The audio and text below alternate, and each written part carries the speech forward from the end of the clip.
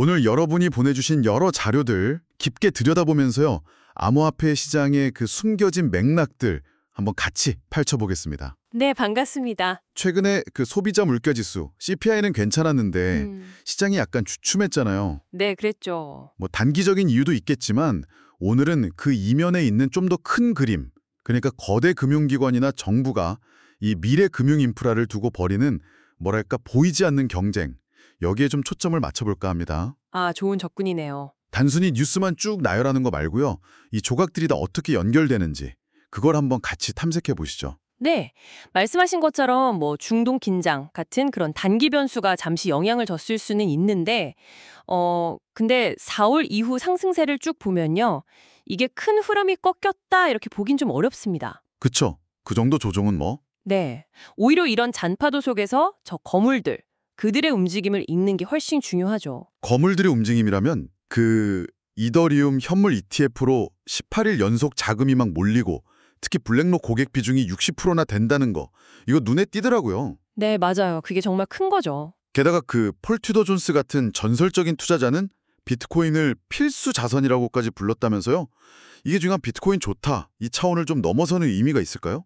그럼요. 폴 튜더 존스가 비트코인을 뭐 금보다 낫다? 인플레이션 해지 수단으로 본다. 이런 건 단순히 비트코인 자체 매력 때문만은 아니에요. 아, 그런가요? 네, 그 배경에는 미국의 그 막대한 부채 문제랑 앞으로 예상되는 연준의 완화적 통화 정책, 그러니까 돈 풀기 가능성, 이걸 다 염두에 둔 발언이죠. 아하, 부채랑 통화 정책. 네, 이건 비존 자산의 역할에 대해서 아주 근본적인 질문을 던지는 겁니다. 반대로 그 채권왕 건들락 같은 전문가는 좀 다른 시각이죠. S&P 지수가 떨어지면 달러가 오르는 뭐 이런 오랜 투자 공식이 깨지는 걸 보면서 되게 혼란스러워하고 있거든요.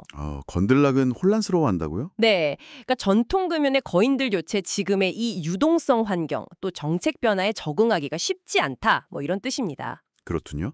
정부 차원의 움직임도 좀 흥미로운데요. 그 트럼프 행정부 쪽 인사의 관세 유예 발언 때문에 반기 랠리 가능성이 있다, 이런 분석도 있었지만 더 주목할 부분은 미국 정부, 특히 트럼프 쪽에서 암호화폐를 좀 다르게 보고 있다는 점 아닐까요? 정확합니다. 그 발언 자체보다는요, 미국 정부가 이제 비트코인하고 스테이블 코인을 단순히 투자 자산으로만 보는 게 아니라 그 막대한 재정 적자를 메우고 또 AI 같은 미래 산업 동력을 확보하기 위한 뭐랄까 전략적 도구로 보기 시작했다는 점, 이게 핵심입니다. 전략적 도구요? 와. 네, 이건 암호화폐가 단순 투자 대상을 넘어서서 국가 재정, 더 나아가서는 지정학적 경쟁의 수단까지 될 수 있다. 이걸 시사하는 거죠. 단기적인 관세 이슈하고는 완전 차원이 다른 이야기입니다. 이야, 국가 전략의 도구라니 정말 판이 점점 커지는 느낌인데요. 이런 큰 그림 속에서 JP모건이나 블랙록 같은 회사들이 RWA, 그러니까 실물자산 연계 토큰 시장에 막 뛰어드는 건 어떤 의미로 봐야 할까요? 그냥 새로운 투자처를 찾는 걸까요? 아니요, 그 이상이죠. RWA는 잘 아시다시피 부동산, 주식, 채권 같은 현실 세계 자산을 블록체인 위에 올려서 토큰화하는 건데요. 네네. 거래 수수료, 데이터, 그리고 궁극적으로는 통제권까지 다 확보하려는 거죠. 지금 금융 시스템이 좀 비효율적이잖아요. 뭐 느린 결제나 높은 수수료 같은 문제들. 맞아요. 답답할 때 많죠. 네, 그런 걸 해결하고 또 비싼 빌딩 지분이나 비상장 주식처럼 예전에는 거래하기 어려웠던 자산들 있잖아요.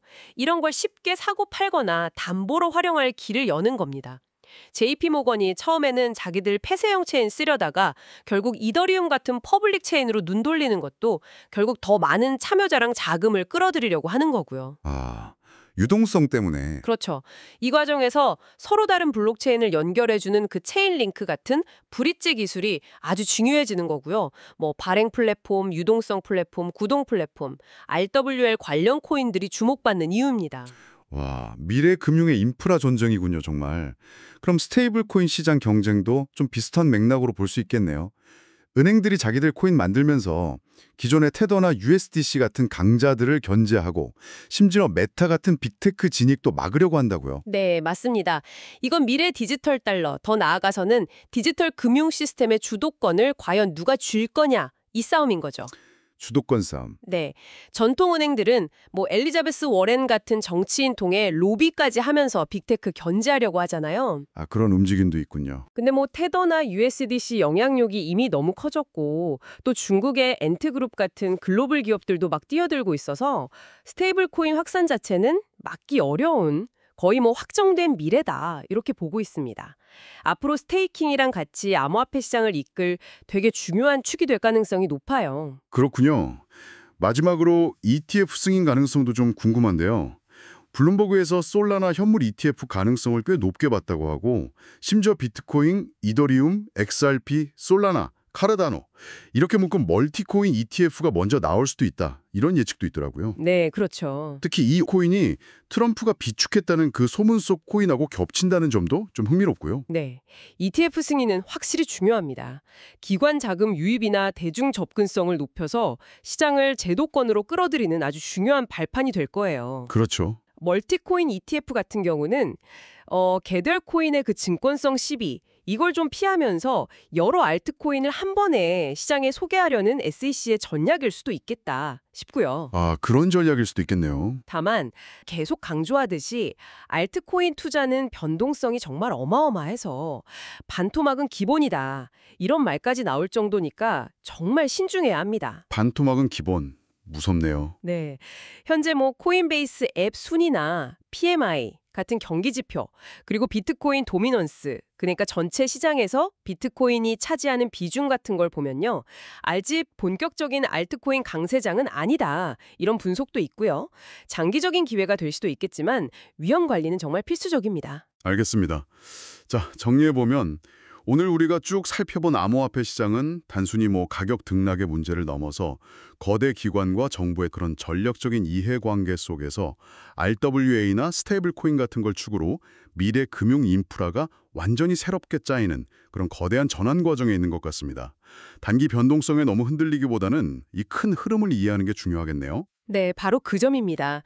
그래서 마지막으로 여러분께 이런 질문을 한번 던져보고 싶습니다.